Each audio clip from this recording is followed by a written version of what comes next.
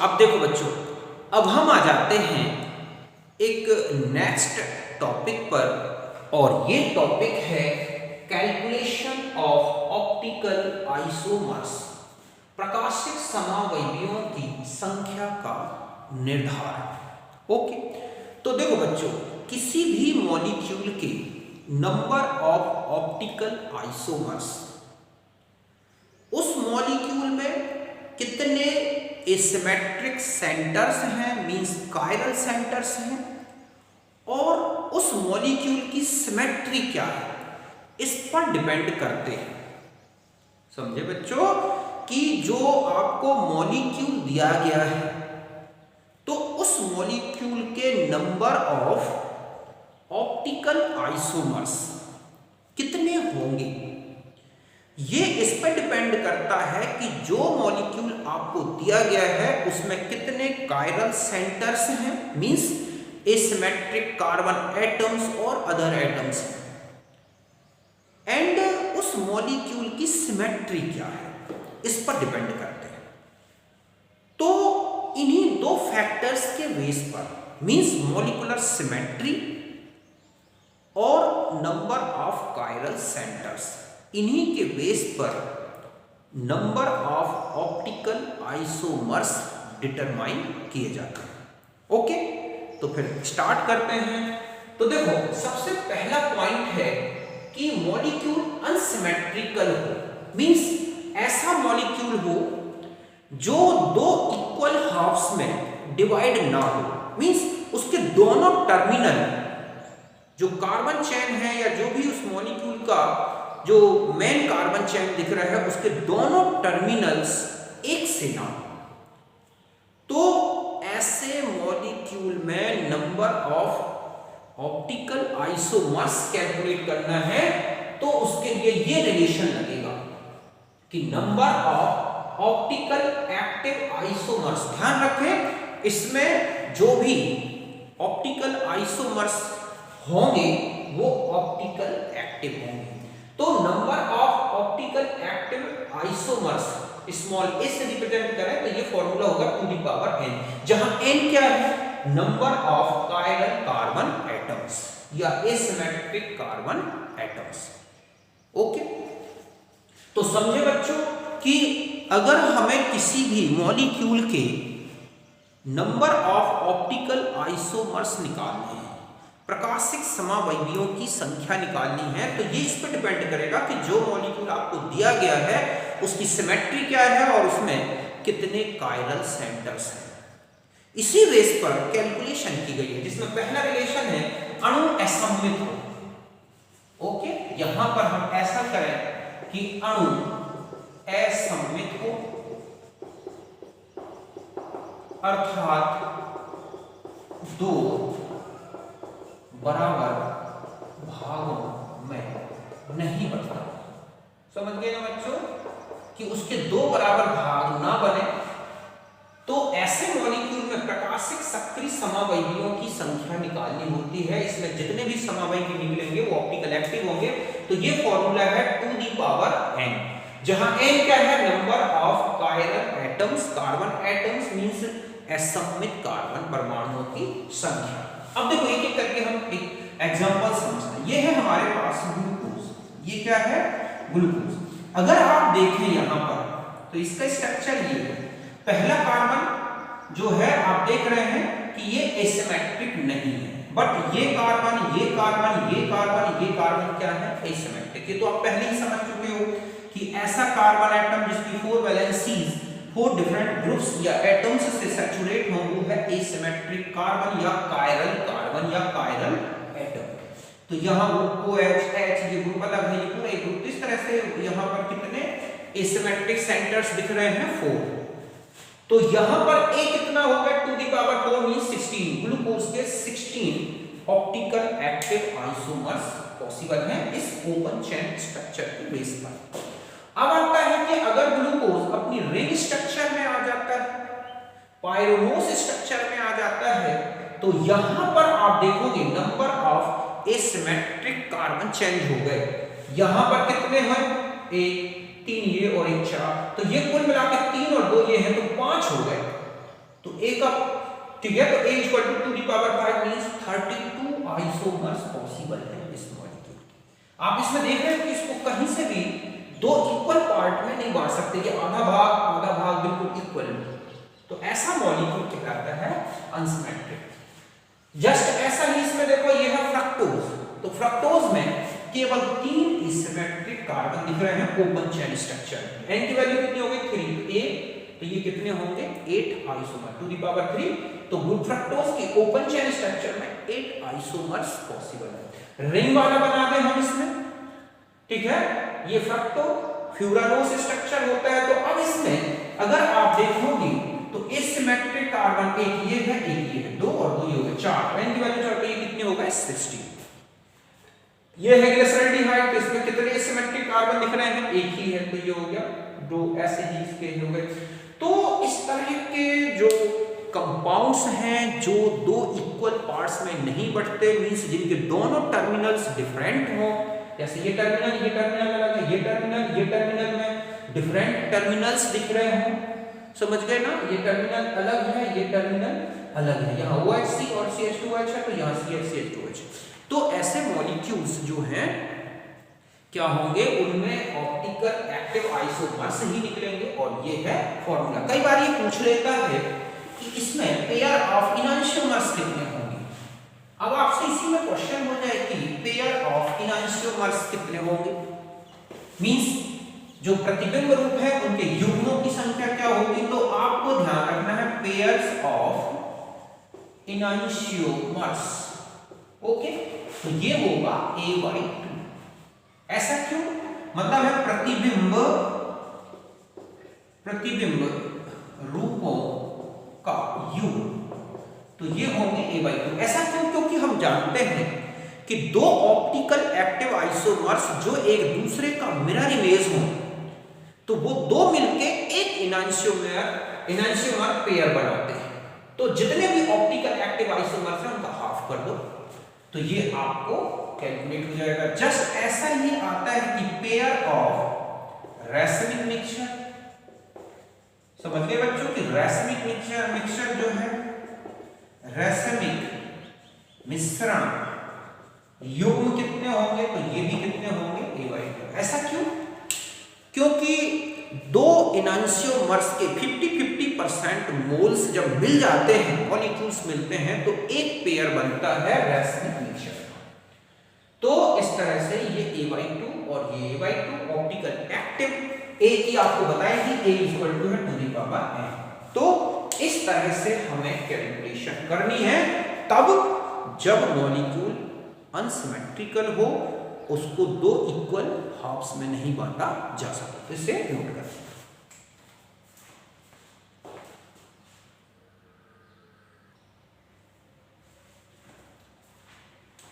अब देखो बच्चों, अब आ जाता है कि मॉलिक्यूल सिमेट्रिकल हो, सममित अणु, means molecule can be divided into 2 equal halves, means उसके दोनों टर्मिनल्स सेम।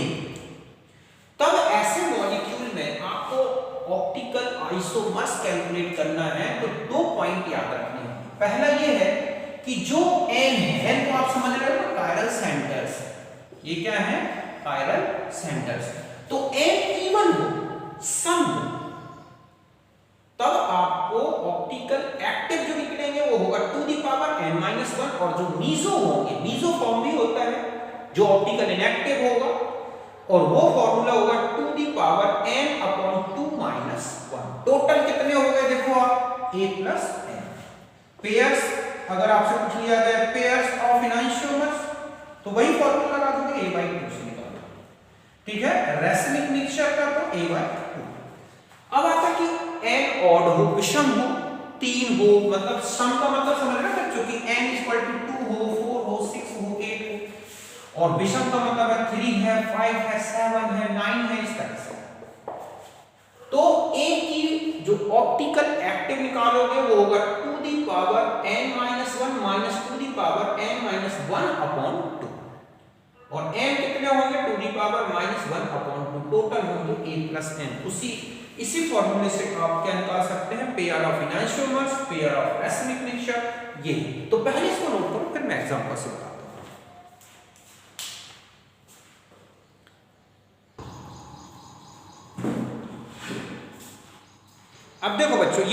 एग्जांपल्स, जैसे ये मॉलिक्यूल है, आप देख रहे हैं इसके दोनों टर्मिनल्स सेम हैं और यहाँ पर ये 4 क्या दिख रहे हैं हमें, एसिमेट्रिक या कायरल कार्बन्स। तो n की वैल्यू 4 हो गई।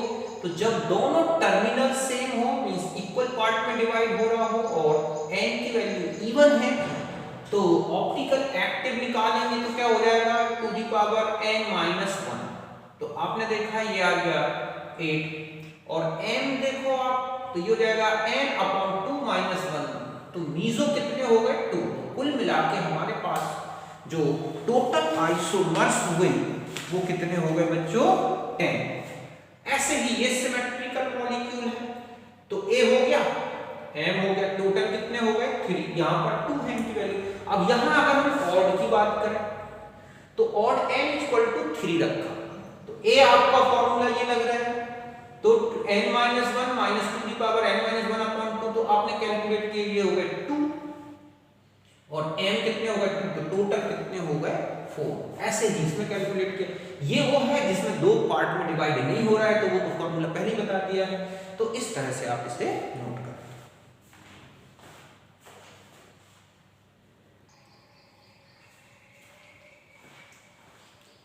अब देखो बच्चों, अब हम आ जाते हैं नेक्स्ट पॉइंट पर और ये है स्टीरियोजेनिक सेंटर, त्रिविम जनी केंद्र।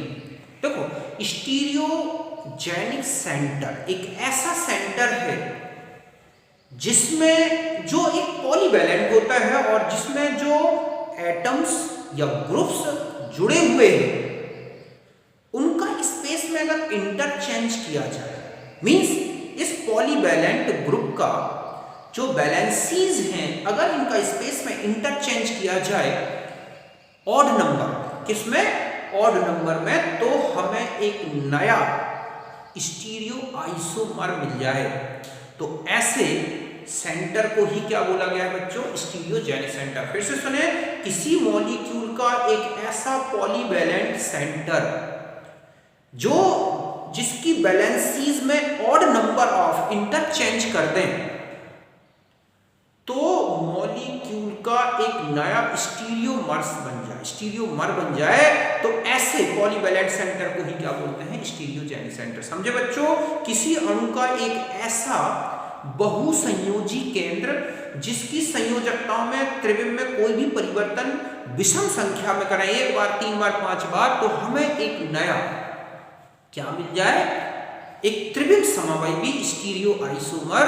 तो ऐसे पॉलीवैलेंट सेंटर को ही हम क्या बोलते हैं, स्टीरियोजेनिक सेंटर। ये डेफिनेशन दिया मैंने कि द पॉलीवैलेंट सेंटर जो एटम के फॉर्म में हो सकता है, डबल बॉन्ड के फॉर्म में हो सकता है, रिंग के फॉर्म में हो सकता है, of molecule, when its valencies interchange in odd number then obtain new stereomer, then this polyvalent center is called stereogenic center of molecule।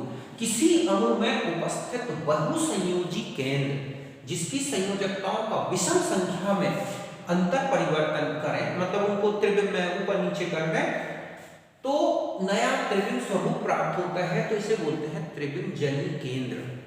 अब आप कैसे पहचानें, देखो मैं बताता हूं। अगर कोई एसिमेट्रिक मॉलिक्यूल दिया गया है जिसमें asymmetric carbon means chiral carbon है, असममित अणु है, तो स्टीरियोजेनिक सेंटर जो होंगे वो number of asymmetric carbon atoms के बराबर होंगे। क्यों? क्योंकि वही कार्बन एटम है जिसकी वैलेंसी में अगर हम एक बार इंटरचेंज कर दें तो हमें एक नया उसी का मिरर इमेज मिल जाएगा, इनएंशियोमर मिलेगा, त्रिविम जनी केंद्र, असममित कार्बन परमाणु। अब आता है कि मान लो एलीन्स हो तो कैसे पहचाने कि उसमें, तो even number of double bonds होने चाहिए। पहली बात तो एलीन है, समझ गए ना। अगर उसमें ऑड नंबर में है तो फिर उसमें ऑप्टिकल आइसोमेरिज्म नहीं होगी क्योंकि वो प्लेनर हो जाएगा। तो एलीन्स में 2 डबल बॉन्ड मिलके एक स्टीरियोजेनिक सेंटर बनाएंगे, ओके, जो एडजेसेंट पोजीशन में होते हैं उससे बनेगा एक स्टीरियोजेनिक सेंटर। अगर वो स्पाइरो कंपाउंड में है तो एक स्पाइरो जो ग्रुप है मींस 2 रिंग जो एक ही बॉन्ड से जुड़े हैं, स्पाइरो कार्बन दिख रहा है ना, ये है स्पाइरो एटम, तो एक स्पाइरो एटम ही उसका क्या होगा, स्टीरियोजेनिक सेंटर। अगर बाइफिनाइल कंपाउंड है तो उसका इतना पार्ट एक स्टीरियोजेनिक सेंटर होगा। यहां तक समझ गए? मींस ऐसा है एडजेसेंट टू डबल बॉन्ड तो एक स्टीरियोजेनिक सेंटर, स्पाइरो में एक स्पाइरो एटम जुड़ा है तो एक स्टीरियोजेनिक सेंटर, और बाइफिनाइल है तो एक स्टीरियोजेनिक सेंटर होगा। एक चीज अब आता है कि अगर कोई एल्कीन आ जाए तो क्या करें? तो स्टीरियोजेनिक सेंटर जो होंगे वो नंबर ऑफ डबल बॉन्ड्स जो एलीन्स जैसे नहीं होने चाहिए, समझ गए ना? एडजेसेंट पोजीशन में ना हो, अलग अलग पोजीशन में दिख रहे हैं। For alkenes number of adjacent double bond upon 2, तो वो तो मैंने यहां भी बता दिया कि दो डबल बॉन्ड को 2 से डिवाइड कर दो तो एक आ जाएगा स्टीरियोजेनिक सेंटर। अगर रिंग है तो रिंग में देखना है आपको number of X Y center, जहां एक्स और वाई लुकेंट नंबर हैं जिनमें जो ग्रुप्स जुड़े हैं उनके इंटरचेंज से हमें जीआई मिल जाए। अभी मैं एग्जांपल से एक एक करके सबके बताता हूं। ओके, पहले हम इसको मिटा देंगे तो आपको बहुत ही इजी वे समझ में आ जाएगा स्टीरियोजेनिक सेंटर क्या है और उसमें किस तरह से हमें इंटरचेंज कर देना है तो हमारे पास आइसोमर्स बन जाएंगे। तो देखो जैसे आप यहां आ जाए, ये है CH3, ये है H, ये है OH और COOH, तो आप देख रहे हैं कि यहां पर ये है एसिमेट्रिक कार्बन। ओके, अगर आप इसमें एक इंटरचेंज करा दें यूं केवल एक, तो आपको इसका एक ऐसा फॉर्म मिल जाएगा CH3COOH। तो ये आपको क्या मिल गया? Optical isomer. दो स्टीरियोमर हो गए ना, एक ये है, एक इंटरचेंज करने से न्यू, तो ये क्या बन गया? एक न्यू स्टीरियो आइसोमर। एक चीज अब हम यहां आ जाए, CH3H डबल बॉन्ड CH3H। अगर आप किसी एक में इंटरचेंज करा ऐसे लिख दें CH3, यहां पर मैंने इसका इंटरचेंज करा दिया, यहां H, यहां CH3, यहां जैसा लगा वैसा रखें, तो अब आप देख रहे हैं कि ये एक क्या बन गया? न्यू स्टीरियो आइसोमर बन गया। तो यहां पर ये जो है ये क्या है? हमारा स्टीरियोजेनिक सेंटर। तो जितने डबल बॉन्ड जो एडजेसेंट में ना हो उनको देखना वही स्टीरियोजेनिक सेंटर है। यहां पर ये हमारा क्या है? Stereogenic centre.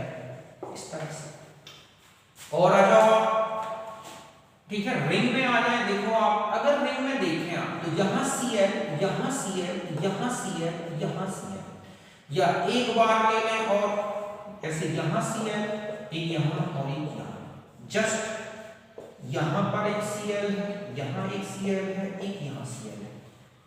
ओके, तो अब हमें ये देखना है कि यहां तक ये है। रिंग में बात दो होंगे तो फिर मैं बताता हूं कि आपको स्टीरियोजेनिक सेंटर कैसे डिसाइड करना है। यहां पे देखो, एक स्टीरियोजेनिक सेंटर ये है, ठीक है, ये हो गया। एक स्टीरियोजेनिक सेंटर ये हो सकता है ऐसे, मतलब ये कौन सा होगा? 1 2, ये x और ये y ग्रुप होगा। एक ये हो सकता है stereogenic centre x y। Okay, तो यहां पर ये स्टीरियोजेनिक सेंटर कौन सा हो गया? 1 3। एक स्टीरियोजेनिक सेंटर ये हो सकता है 1 4 सेंटर। तो ध्यान रखें कि ये सब क्या देंगे? GI। ये किसके लिए स्टीरियोजेनिक सेंटर है? GI के लिए। और अब आता है कि इस मॉलिक्यूल में कायरल सेंटर्स कितने हैं, तो ये फिर हमें ध्यान रखना होगा कि मॉलिक्यूल सिमेट्रिकल है या अनसिमेट्रिकल। फिर उसके बेस पर आपको ऑप्टिकल आइसोमर्स निकालना है। मींस यहां पर ऑप्टिकल आइसोमर्स निकालनी है तो आपको ध्यान रखना होगा मॉलिक्यूलर सिमेट्रिकल, जो मैंने पहले ही बता दिया। ओके, कि इसमें कितने सिमेट्रिक सेंटर्स हैं। वैसे तो कायरल सेंटर्स कितने दिख रहे हैं? 4, लेकिन उसके आइसोमर्स कितने होंगे, ए कितने, वो हमें अलग समझना होगा। ऐसे ही यहां देखो आप, यहां हो गया 1 2 स्टीरियोजेनिक सेंटर, ये हो गया 1 3 स्टीरियोजेनिक सेंटर, तो ये किसके लिए हो जाएगा? GI के लिए। बाकी मैंने आपको एलिन्स में बता ही दिया, स्पाइरो में बता दिया, तो इनमें किसी में भी एक इंटरचेंज करा दो। जैसे यहां HH है तो आप चाहे इसमें करा दें चाहे इसमें। अगर आप यहां पर इंटरचेंज देखो, जैसे ये लिखा है आपके पास एक Cl और एक Cl, ओके, अब मान लो आपने इसका इंटरचेंज करा दिया तो आपको एक नया स्टीरियोमर मिल जाएगा कि यहाँ Cl और यहाँ। तो एक बार जब आप इंटरचेंज 2 बार करा दोगे तो सेम वही आ जाएगा। तो ये ऑड नंबर में इंटरचेंज करा है। यहाँ पर आपने देखा एक ऑड नंबर तो ये बन गया, इसमें ये बन गया, इसमें देख रहे हैं आप 2 बन गए। इस तरह से ये 1 3 में इंटरचेंज करा दें उनकी बैलेंसिंग स्पेस में, इस उल्टा सीधा मतलब पलट दें तो नया आइसोमर बन जाएगा। तो इस तरह से स्टीरियोजेनिक सेंटर्स देखने हैं, फिर बात कैलकुलेट करने हैं आपको आइसोमर्स। तो जनरली ये रिलेशन तब यूज होंगे बच्चों सिंपली जब मॉलिक्यूल क्या ना हो, सिमेट्रिकल ना हो, तब बहुत इजी कैलकुलेट कर सकते हैं। लेकिन अब आता है कि आपको टोटल आइसोमर्स बताने हैं कि कितने हैं। तो ध्यान रखें कि मॉलिक्यूल, ठीक है, मॉलिक्यूल नॉट सिमेट्रिक है, ओके। तो स्टीरियोमर्स जो बनेंगे, स्टीरियोमर्स टू दी पावर n, जहां n क्या है बच्चों, स्टीरियोजेनिक सेंटर्स, ठीक है। मॉलिक्यूल नॉट सिमेट्रिकल तो स्टीरियोमर्स निकालने हैं तो टू दी पावर n, जहां n क्या है, स्टीरियोजेनिक सेंटर की, उसमें डबल बॉन्ड है, कायरल एटम्स है। सिंपल मॉलिक्यूल हम लेके समझेंगे क्योंकि ज्यादा कॉम्प्लिकेटेड में फंस गए तो बड़ी दिक्कत आ जाती है। जो सिंपल आपके क्वेश्चंस लेवल के हैं, यहां तक बात समझ गए होगी, इसे नोट करें।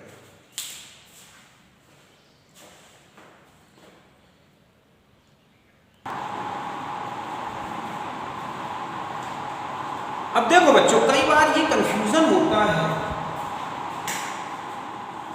ये कंफ्यूजन होता है कि रिंग में कब कायरल माने या कब कायरल ना माने कार्बन एटम्स को।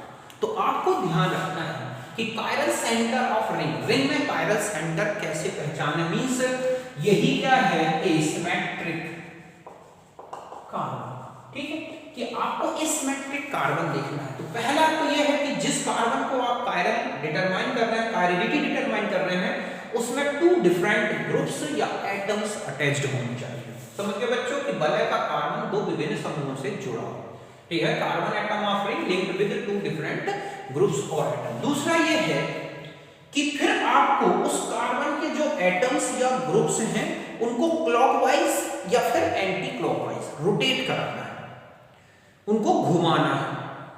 अगर वो एटम्स या ग्रुप्स जब रोटेट होते हैं, चाहे वो क्लॉकवाइज हो या एंटी क्लॉकवाइज, वो बिल्कुल सेम एनवायरनमेंट को ट्रेस करते हैं। मींस जैसे ये H ऐसा घुमाए या CH3 को कैसे भी घुमाए, वो दोनों तरफ क्लॉकवाइज और एंटी क्लॉकवाइज बिल्कुल एक सा पाथ, मींस उसके जो ग्रुप्स हैं, जो दूसरे ग्रुप्स हैं एडजेसेंट पोजीशन में, बिल्कुल सेम है दोनों डायरेक्शन में।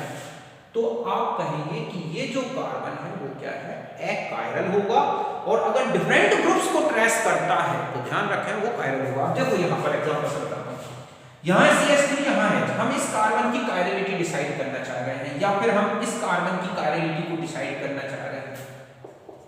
अब आप इसी को रोटेट करो, देखो CH3 को रोटेट करें ऐसे तो यहाँ से CH2 मिलेगा, CH2 मिलेगा, ये और ये, तो ये पूरे के पूरे जो है एटम ग्रुप्स ये कैसे हैं, आइडेंटिटी, मतलब है कि यहाँ पर ये ग्रुप्स और यहाँ पर चले जाओ ऐसे।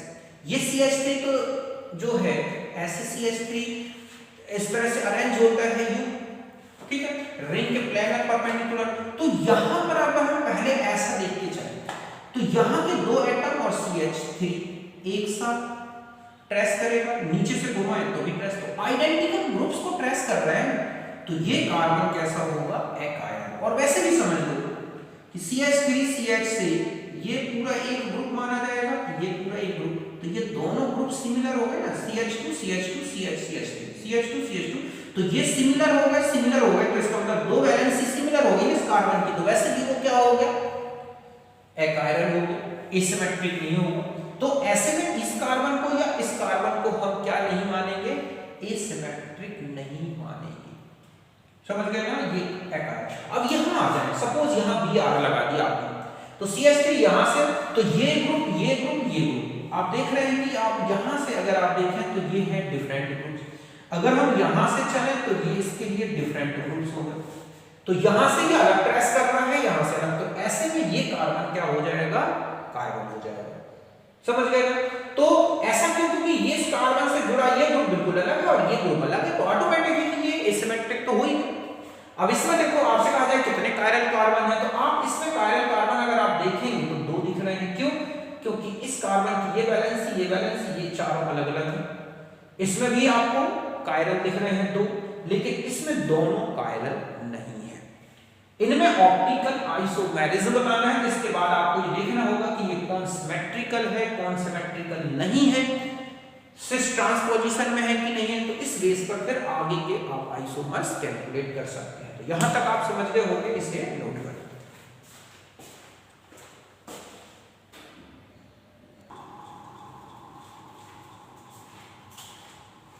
अब देखो बच्चों, ये लिखे हुए हैं कुछ मॉलिक्यूल्स जिसमें आपको ज्योमेट्रिकल और ऑप्टिकल आइसोमर्स बताने हैं और टोटल बताने हैं। ठीक है, तो देखो यहां से आ रहे हैं सबसे पहले इस मॉलिक्यूल में देखोगे आप तो यहां पर कायरल कार्बन कितने हैं, कायरल सेंटर तो ये कितने हैं, 2 हैं। एक दूसरा होता है स्टीरियोजेनिक सेंटर्स फॉर जीआई। अब जीआई के लिए स्टीरियोजेनिक सेंटर देखो, तो यहां पर ये जो सेंटर है ये कौन सा कहलाएगा, 1 2। तो यहां पर कुल मिला के अगर यहां पहले मैं पूरा डिस्कस कर दूं कि 2 तो हो गए कायरल और एक हो गया स्टीरियोजेनिक सेंटर फॉर जीआई, तो टोटल स्टीरियोजेनिक सेंटर हो गया 2 + 1 मींस 3। तो आइसोमर्स देखो कितने हो गए टोटल, तो ऑप्टिकल तो हो जाएंगे आपके पास 2 मींस 4 और जियोमेट्रिकल हो जाएंगे कितने, 2 मींस ये हो गए 2, तो टोटल हो गए। तो इस बेस पर तो 6 हो गए, लेकिन ऐसे नहीं निकालेंगे हम, इसमें हम टोटल देखेंगे तो टोटल हो जाएंगे यहां पर आपके पास 2 तो ये कितने हो जाएंगे, 8। इस बेस पर आपको टोटल काउंट करना है। समझ गए ना कि यहां पर 2 तो ये सेंटर्स हो गए और एक 1 2 ये हो गया सिस्टम, तो कुल मिला के हमारे पास टोटल आइसोमर्स हो गए 8। यहां आ जाए बिल्कुल जस्ट ऐसा ही ये है, यहां H की जगह B आ रहा है बस, तो इसके भी कितने हो जाएंगे, 8। अब यहां आ जाओ तो एक स्टीरियोजेनिक सेंटर ये है, एक कायरल सेंटर ये है, तो यहां पर जो आइसोमर्स हो गए वो हो गए 2 मींस कितने हो गए, 4। यहां आ जाओ 1, एक ये है और एक ये है। तो यहां पर अगर आप देखें तो ये तीनों जो है बिल्कुल अलग है, तो n की वैल्यू हो गई 3, तो 2 तो कितने हो गए, 8। समझ गए ना इस मॉलिक्यूल में। अब 2 मिनट रुक जाओ, ये तो स्टीरियोजेनिक सेंटर हो गए और 1 2 1 3, मतलब कुल मिला के कायरल तो हो गए आपके पास 3 और जीआई के लिए हो गया 1 2 एंड 1 3। 1 2 में हो सकता है, 1 3 में हो सकता है। इसको हम फिक्स करके और इसकी इंटरचेंज करें तो A, और ये हो सकता है कौन सा, 1 3। तो ये तो हो गए क्लोराइड के रिस्पेक्ट में, और अब यहां पर हम इसका चेंज ना देखें, इसको देखें तो ये हो जाएंगे 1 2। तो कुल मिला के 3 तो ये हो गए स्टीरियोजेनिक सेंटर कायरल और 1 2 1 3। जब आपने इसको इसके रिस्पेक्ट में और इसके रिस्पेक्ट में, ये हो सकता है क्या, 1 2। कुल मिला के n की वैल्यू हो गई 6। तो आइसोमर्स निकाल लो अब आप, ओके इस तरह से। अब हम यहां आ जाए फिर से समझ, अगर ये तीनों एक से होते CH मींस हम ऐसा कहते कि CH एंड CH, तो 1 2 3, तो 3 कायरल सेंटर्स, 3 कायरल नहीं होते, फिर ये यहाँ पर ये जो है अकायरल हो जाता है। ये कैसा होगा बच्चों, अकायरल। तो हमारे पास कायरल तो हो जाते 2 और जीआई के लिए होता 1 2 एंड 1 3, तो 2 और 2, तो यहाँ कितने हो जाते 4, तो 2 इक्वल टू कितने हो जाते यहाँ पर 16। लेकिन यहां ध्यान रखें ये तीनों कायरल सेंटर्स हैं, इसके रिस्पेक्ट में 1 2 1 3, एक तो ये हो सकते हैं जीआई सिस्टर्न्स में, फिर हम यहां से ले लें, एक ये हो सकता है और एक सिस्टर्न 1 2, इस तरह से कुल मिला के इसके आइसोमर्स 2⁶ कैलकुलेट कर ले। यहां आ जाओ, अब आप यहां देखो कि ये कायरल सेंटर है, एक है ना ये कायरल सेंटर, एक यहां पर ये है कायरल सेंटर। तो कायरल सेंटर तो हो गया 2 और ये हो गया 1 2 GI का, तो कुल मिला के हो गए 3, तो n की वैल्यू हो गई 3, तो 2⁵, तो ये 8 आइसोमर्स हो जाएंगे। यहां आ जाए 1 2 और एक ये है आपके पास डबल बॉन्ड, तो यहां पर 2 कायरल और एक ये है, तो कायरल कितने हो गए आपके पास 2, GI के लिए 1 और ठीक है, तो GI का हो गया 1, तो कुल मिला के 2⁵, तो 8 आइसोमर्स। यहां आ जाओ 1 2 और ये है 3, तो यहाँ n की वैल्यू 3, तो 2⁵, ओके, तो ये भी 8 हो गए।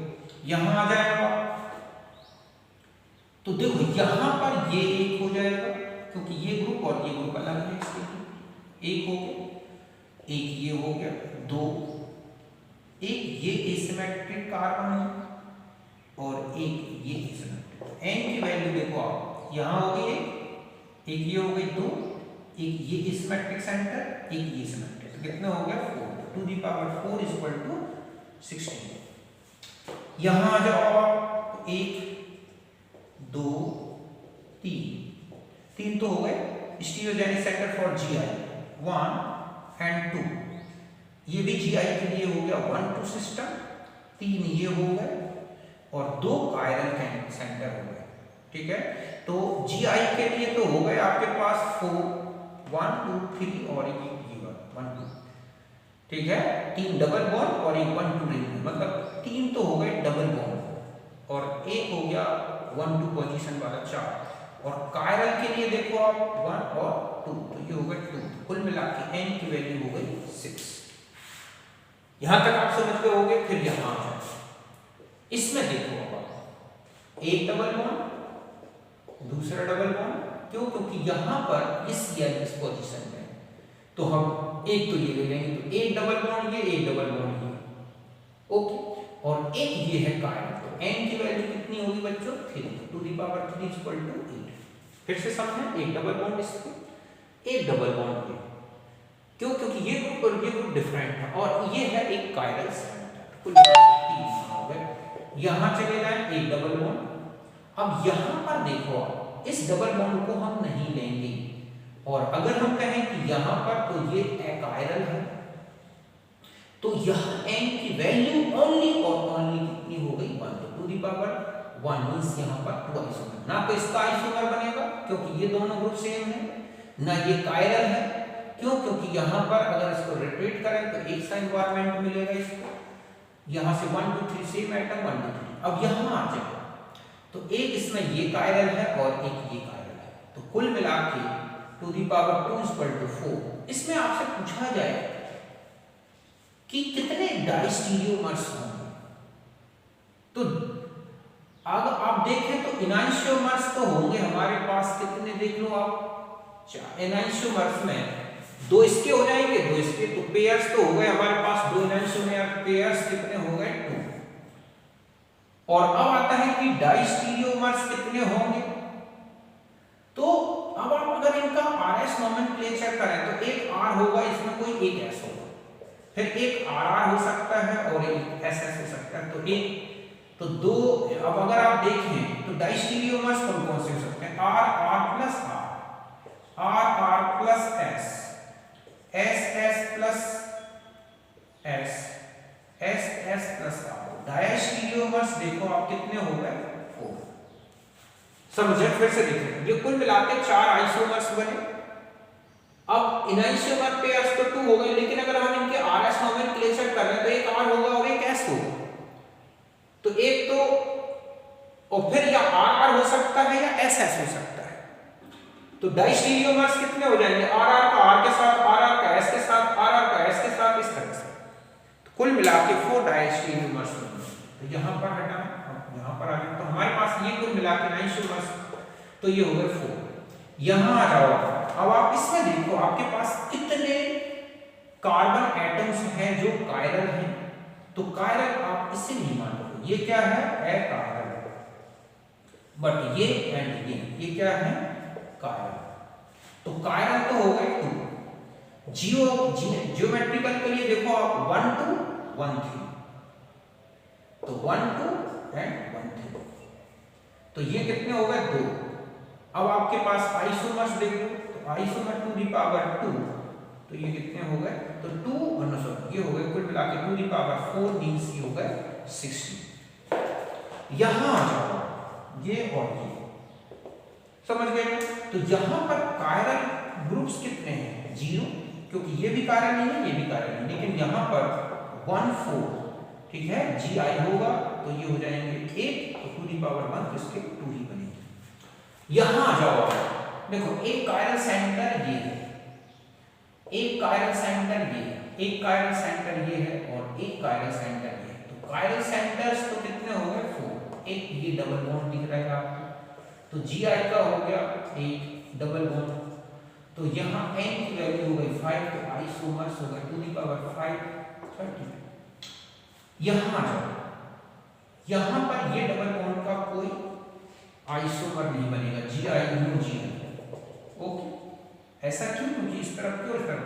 अब यहाँ आ जाओ, तो यहाँ से एक ये कायरल ग्रुप हो, एक ये कायरल ग्रुप हो, एक तो ये हो गए, तो कायरल ग्रुप्स तो हो गए 2, एक और यहाँ पर जी आई का हो गया 1 2, ये 1 ये वाला ग्रुप, तो कुल मिला के ये हो गए 2 दी पावर 3, तो 8 आइसोमर्स।